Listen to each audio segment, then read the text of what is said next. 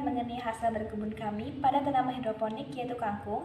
Sebelumnya perkenalkan, nama saya Erma Erina. Di sini saya akan membahas mengenai penelitian, keunggulan serta faktor internal dan eksternal mengenai tumbuhan hidroponik kangkung.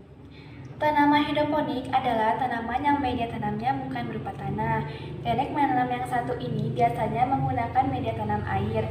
Keunggulan hidroponik yaitu tidak membutuhkan banyak air, cocok diterapkan di lahan sempit dan tanaman bebas hama. Sayuran yang ditanam dengan hidroponik lebih sehat serta aman dikonsumsi.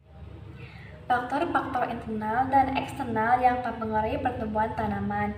Faktor internal dipicu oleh serangkaian proses yang terjadi dalam sel seperti pembelahan, pembenjangan, dan diferensiasi. Umumnya, faktor-faktor internal yang ada di dalam tubuh ini berupa senyawa biokimia seperti hormon dan enzim. Hormon merupakan senyawa kimia yang diproduksi dalam konsentrasi yang kecil oleh tubuh yang akan mempengaruhi sel atau organ target. Beberapa hormon pada tumbuhan yaitu auksin, gibberellin, sitokinin, asam absisat, dan etilen. Faktor eksternal yang berpengaruh terhadap pertumbuhan diantaranya adalah: pertama, ada nutrisi. Semua membutuhkan nutrisi untuk sumber energi. Unsur yang diperlukan tumbuhan dalam jumlah besar disebut elemen makro atau unsur makro. Ketiga, ada cahaya. Cahaya berperan sebagai sumber energi dalam proses fotosintesis. Makanan hasil fotosintesis yang terdapat pada tumbuhan akan digunakan untuk pertumbuhan. Ketiga, temperatur. Temperatur sangat berpengaruh terhadap pertumbuhan. Hal ini karena berkaitan dengan aktivitas enzim dan kandungan air dalam tubuh tumbuhan. Keempat, ada air. Air berfungsi membantu reaksi kimia dalam sel. Selain itu, air menunjang proses fotosintesis dan menjaga kelembaban. Yang selanjutnya yaitu kelembaban atau suhu. Tanaman memerlukan suhu optimal untuk pertumbuhannya. Tanaman yang terkena suhu panas akan mudah layu, tetapi itu bisa disiasati dengan memasang paranet atau menyiraminya setiap pagi dan sore. Selain suhu lingkungan tanaman, juga perlu mengecek suhu larutan nutrisi di bak nutrisi. Pastikan suhu di bak nutrisi tidak melebihi dari 27 derajat Celcius, terutama di siang hari. Selanjutnya yaitu ada pencahayaan. Cahaya merupakan suatu bentuk energi yang dilepaskan oleh sebuah atom.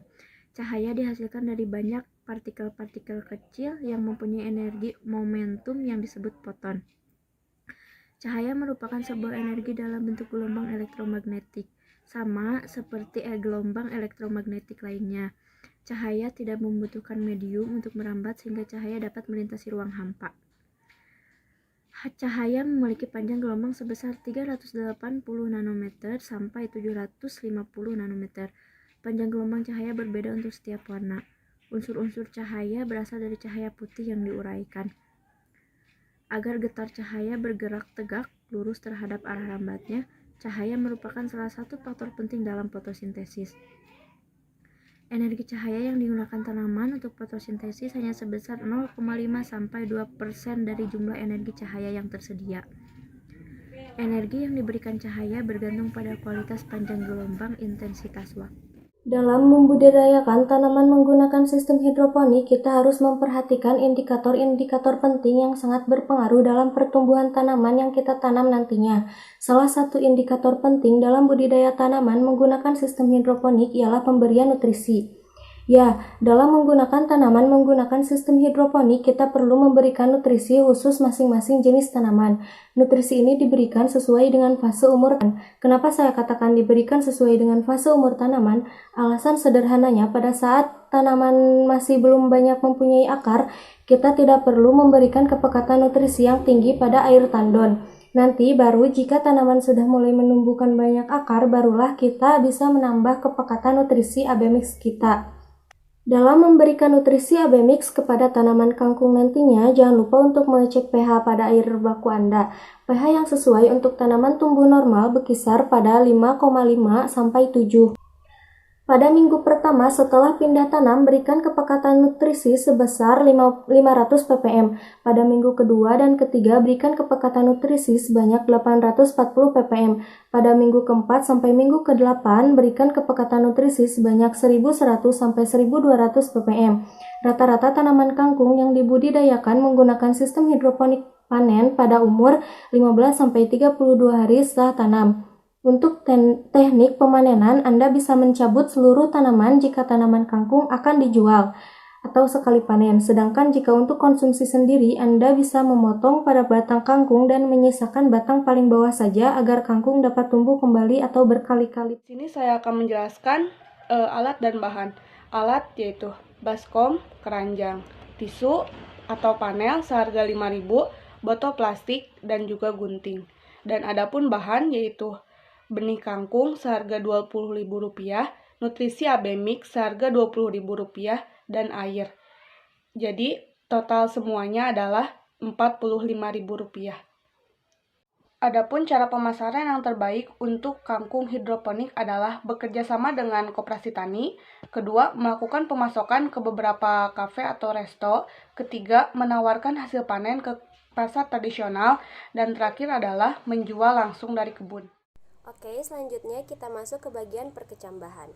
Perkecambahan adalah munculnya plantula atau tanaman kecil dari dalam biji yang merupakan hasil pertumbuhan dan perkembangan embrio.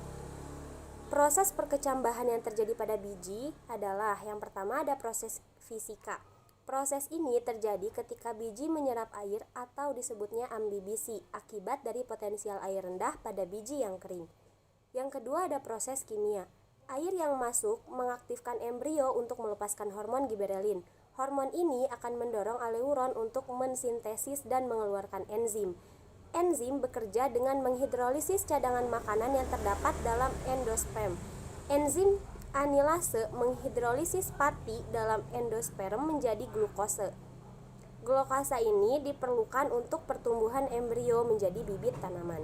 Sekian materi perkecambahan yang bisa saya simpulkan bahwa tanaman hidroponik adalah suatu metode bercocok tanam tanpa menggunakan media tanah, melainkan dengan menggunakan larutan mineral bernutrisi atau bahan lainnya yang mengandung unsur hara seperti sabut kelapa, serat mineral, pasir, pencara batu bata, serbuk kayu, dan lain-lain. Sebagai pengganti media tanah, ada beberapa jenis tanaman yang bisa ditanam dengan sistem hidroponik. Antara lain jenis tanaman kultura sayuran, buah, dan tanaman hias yang bisa memanfaatkan berbagai kelebihan. Oke, sekian presentasi yang dapat kami sampaikan. Mohon maaf bila ada kesalahan. Wassalamualaikum warahmatullahi wabarakatuh.